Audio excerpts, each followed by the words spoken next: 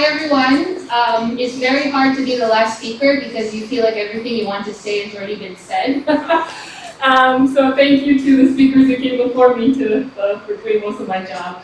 But I guess I want to talk a little bit, I think, with regards to aid distribution. So maybe if I can make this a bit more interactive. So how many of you throughout the pandemic, so 2020, 2021, to some extent 2022, how many of you gave money to support a cause? So, you know, like to give food, try and give food relief, to help the ventilator, buy ventilators, stuff like that, right? So I see quite a number of hands up. So what I want to talk to you today is actually giving you some data surrounding how government distribution in terms of aid happened throughout the pandemic. And I think when I say a lot will sort of echo with you, given what the other speakers have said. But I think one thing that I was very surprised about was, you know, I was at home with my kids, I had a newborn also, and I was hearing about how much money the government was spending on stimulus packages.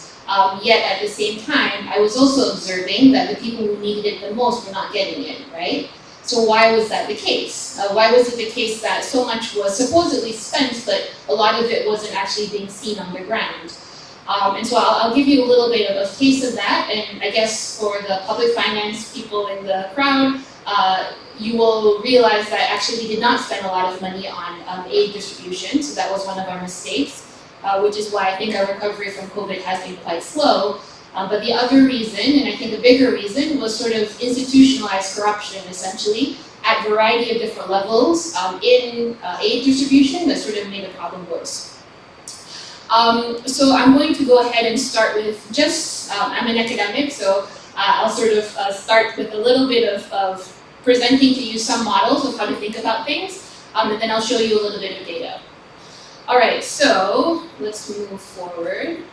Okay, so I took this quote from a very popular paper, and I disagree with parts of it, but I think it's good to sort of think about how things are institutionalized, how bad things are institutionalized. So it says here basically that, oops, I can't see my own slides, sorry. All right, so it says, corruption is bad not because money and benefits change hands, and not because of the motives of the participants, so that's the part I disagree a little bit about. But I think the second part is very important, but because it privatizes valuable aspects of public life, bypassing processes of representation, debate, and choice. So when we think about aid distribution, we're thinking about very, very vulnerable populations, right?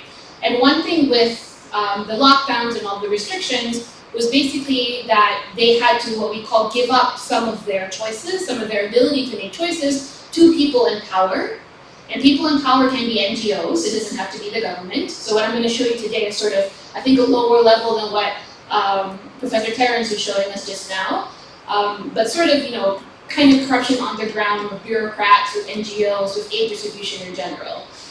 And so one thing to sort of think about, how people give up some of their choices in order to actually survive, I present to you a very, very simple model, which I think is quite useful, but I'm not showing now. Okay, how do I change slides here? It's not seem to be changing.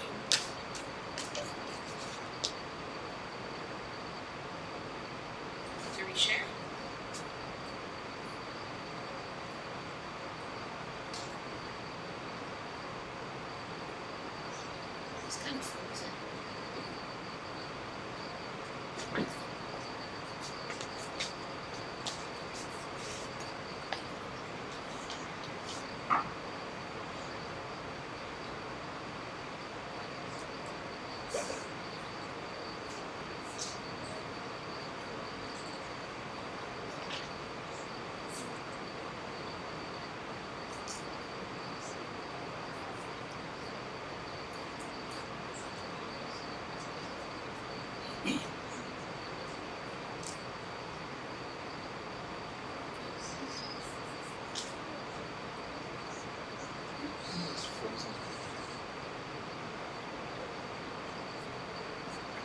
That works? Okay. All right. I'm going to just use this. Thank you. Sorry. Okay. So when we're thinking about, I think, where the core problem in aid distribution comes out, it really sort of has to do with this. And when we're thinking about aid distribution and sort of handing out support to people on the ground during the pandemic, this is essentially, I think, the framework we want to think about. So typically, we would call this the principal-agent problem. So you have a principal, so somebody who needs to get something done, and you have an agent, who basically you delegate some of your agency to, you delegate some of your choice-making to, and the idea is you set up a system and they're supposed to help you achieve a goal, right? And so when we're thinking about this, and thinking about examples, so economists have thought about this in the context of construction.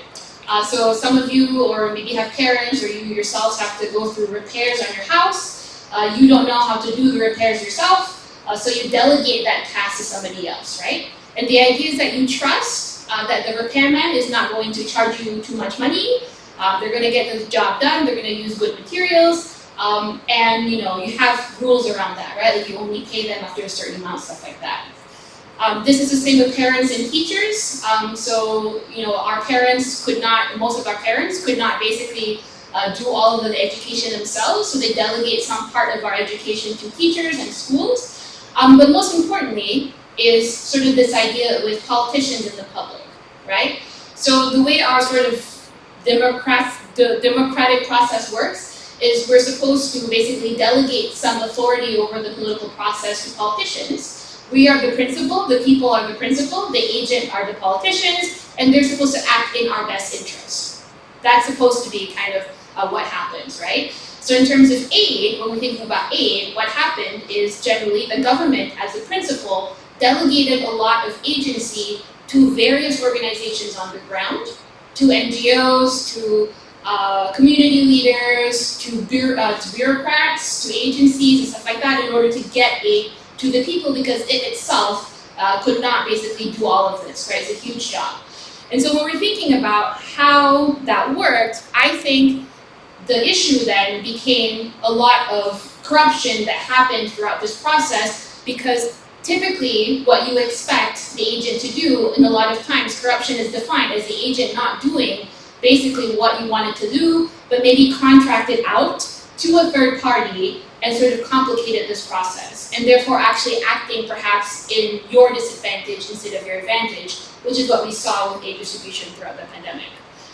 Now, when we're thinking about this then, and if we're thinking about corruption as being people who are supposed to do the job, not doing the job and actually making you worse off, we can kind of think about all sorts of different things, and I think Terrence has done a good job with laying out different types of corruption, but I want to focus on two in particular that I think really happened quite a bit during aid distribution. So I have some papers here if you want to read them, but economists have looked at, I think, corruption quite a bit. There are papers from Tulloch and Kruger, but I'm going to focus specifically on rent-seeking and elite capture as being the two types of corruption we saw the most in aid distribution. Now, rent-seeking basically is this process where people seek to increase their own wealth. So they seek to become richer, to gain more power, without actually sort of creating benefits or, wealth to the economy in general. So I'm going to go away from the academic stuff and give you a very, very simple example. So I have a picture of a lake here. So let's say there's a lake somewhere in Klang Valley, I don't know where. It's a beautiful lake, people use it a lot. People take their kids, and maybe there's also fish in the lake, and you go fishing, blah, blah, blah, right?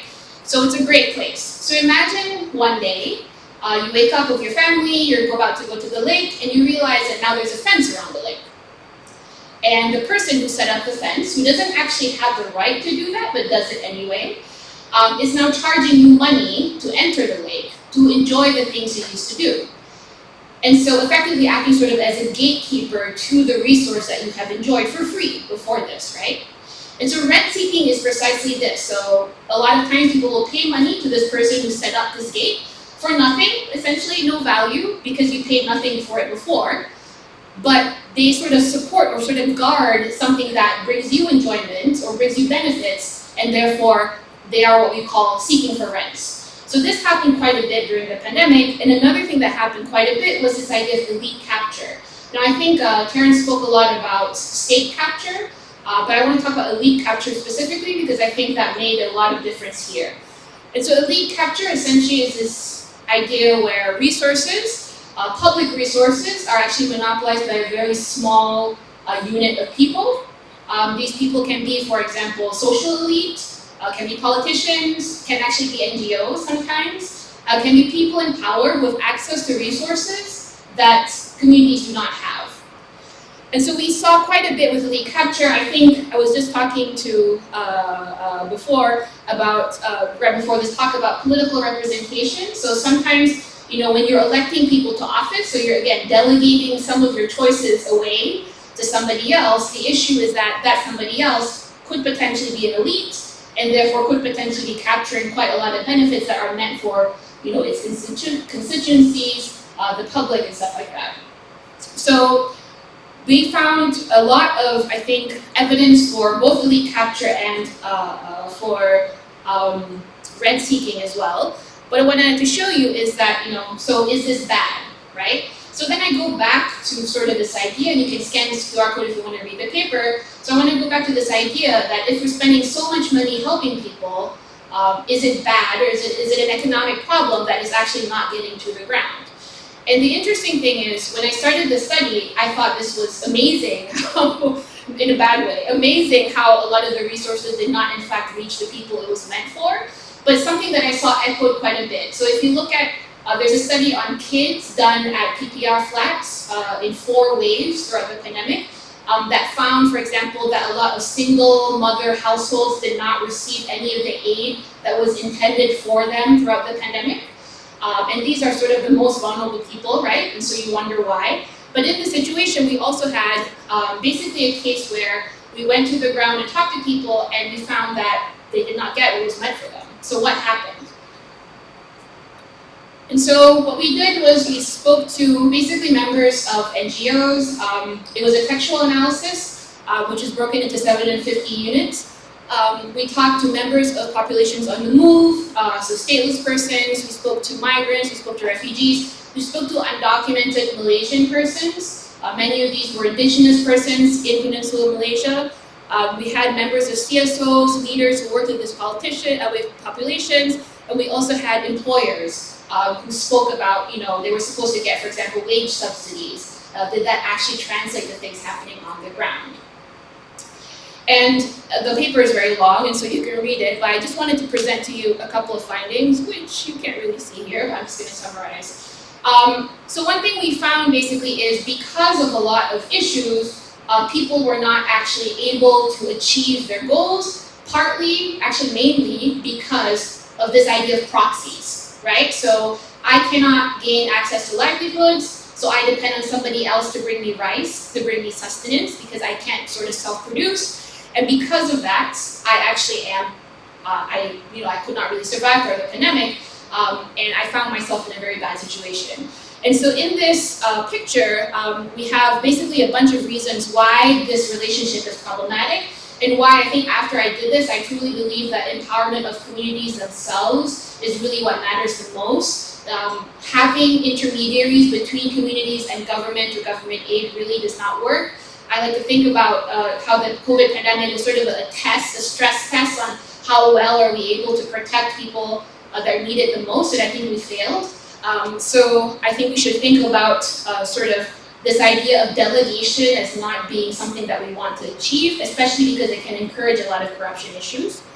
I also found sort of this loop in particular. So I found that when the government delegated resources, it typically did so through aid providers, and it typically also did so through community leaders of particular communities, which were then again also susceptible to elite capture, right? So if you see this, there's sort of a couple different ways vulnerable groups actually receive aid, and because of that, there are many ways it can go wrong, right? So if I were to if the government gave out 100, let's say, of whatever units, whatever reached the vulnerable groups in the end is significantly less. It would be lucky if we got like 10% of that, because of all these different leakages throughout the system that we kept on seeing throughout the pandemic.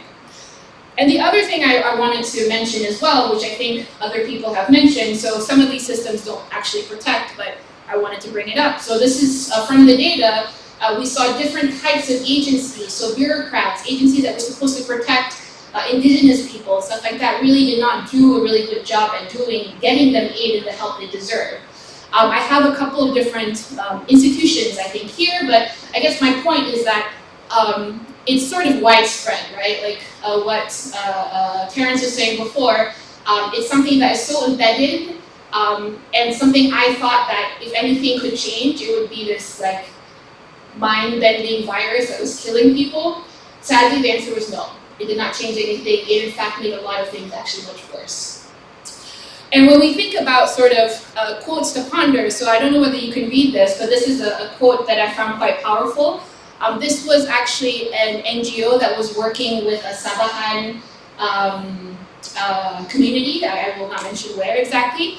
But this is something that was echoed again and again in the data, so I'll read just the part that's relevant. So I'm pretty sure that some of this money never got underground. They only use part of the money for aid, and then maybe they keep 10, 20% for themselves. Therefore, I feel like the government should not give these organizations money because they don't actually reach the people on the ground.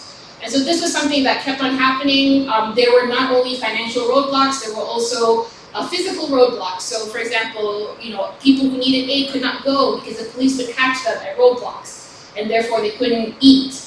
Right, so all of these problems I think were quite staggering. And so I guess I'll leave you with sort of this image.